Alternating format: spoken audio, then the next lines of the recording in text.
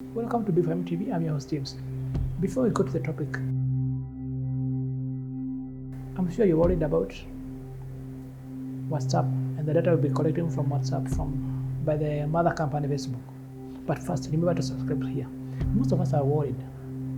But I'm asking, have you ever asked yourself, how much information is Google getting from those phones? how much the ATM card we use, the Visa, MasterCard, and all the others, how much information do they collect from us? When you use Gmail, Google Photos, how much information are we giving to Google? We never ask ourselves those kind of questions. I'm seeing worrying people making hurabaloo and all the noise about WhatsApp, but you're not asking. Techno phones and Oppo and all those kind of Android phones, the Android app is owned by Google. So as much as we be worried about WhatsApp, Google collects all information from our phones because they own the app or the OS.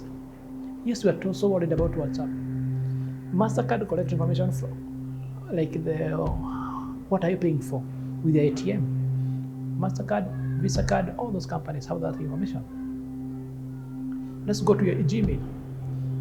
For you to use an Android phone, you have to sign with your Gmail. So everything is detailed there. It collects information. Like from this screenshot, you can see on November 7, 2017, from Google, I was at Daily Mall. Simple data. You cannot even remember. How can you tell that Google is not listening to us? How much information do Techno, Oppo, all those Chinese phones and others collect from us and send to your mother countries? But when in Africa, we don't have an option. But first, let's listen to this or watch this video together from Fox News. Tell me what you learn about Google from today and whether you should be worried about WhatsApp. We know that Google is tracking us. We agree to it when we set up our phones. So we wanted to figure out what exactly Google is learning about us throughout the day. So here's what we're going to do. We have two identical phones. The only difference between these two phones is this one is in airplane mode. Both of the phones lack a SIM card, and they haven't been set up to access any Wi-Fi networks. So for all intents and purposes, these phones have no connection to a data network.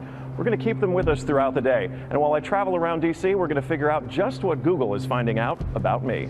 Our first stop, Sim's convenience store, just outside our Fox bureau, for a quick coffee. From there, we took a walk to the Capitol and took a quick walk around the Senate office buildings, and then decided to hop in a car and head around town. Hello. We're going to the Children's Hospital, please. To run our test, we had to do more than walk the block, so we took a tour around our nation's capital. First, due north to the Children's National Medical Center Hospital, then west to St. Albans School and the National Cathedral. Our tour around town was a 14-mile journey that lasted more than an hour. The entire time, the phones had no access to the internet. Oh my goodness. Not a Wi-Fi connection and not any cellular data service. It almost seemed quaint to assume that Google wouldn't even be able to collect data on me. Let's head back to the bureau, my friend. That church is beautiful. Google's business model is simple. Collect data on its users and then use that data to sell targeted ads. It's a business model called surveillance capitalism. But does that critical data collection work even when your phones aren't connected? So we're back here at our Fox Bureau in DC, and we've got both of our phones exactly how we left with them. But otherwise, they have stayed in my pocket for the entire day. So let's find out what they know. This is our man-in-the-middle device. It's basically a Wi-Fi network that these phones are going to connect to once we turn their Wi-Fi on.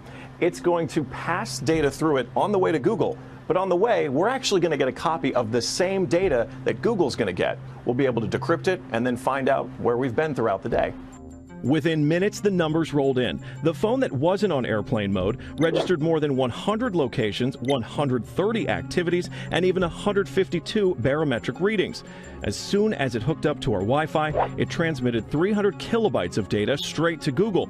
The phone even logged our exact locations, tracking us all around town, the Capitol, the hospital, the school, and the cathedral. Now you may notice what's missing here is the exact route that we took, but it got that data too. It knows when I got out of the car. The metadata has a time log down to the very second, tracking everything when they think that you're walking, riding, and yes, even getting out of the car. Okay, so you're thinking, this isn't a big deal. I'll just put my phone in airplane mode. Yeah, we thought of that too. This is the other phone that we had with us that no SIM card also remained in airplane mode the entire time.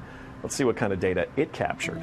The phone with airplane mode activated actually logged more locations and activities than the other phone, and it also transferred hundreds of kilobytes of data to Google as soon as it was activated. The only thing that's missing from this map is our stop at the Children's Hospital, but it still knows we were there. There it is. Exiting vehicle, 100% accuracy. Through complicated user agreements and free software, Google gets users to sign away their privacy for nothing. They're even following you in the places that most people would expect total privacy: government buildings, a children's hospital, a private school, a church. Every move you make, every step you take, Google is watching you. From this video, I feel like most of us can see that we are so worried about WhatsApp, but we are not been asking the same question when it comes to Google and other firms. Let me know in the comment section. I'm your host James. Share, like, and comment to one another.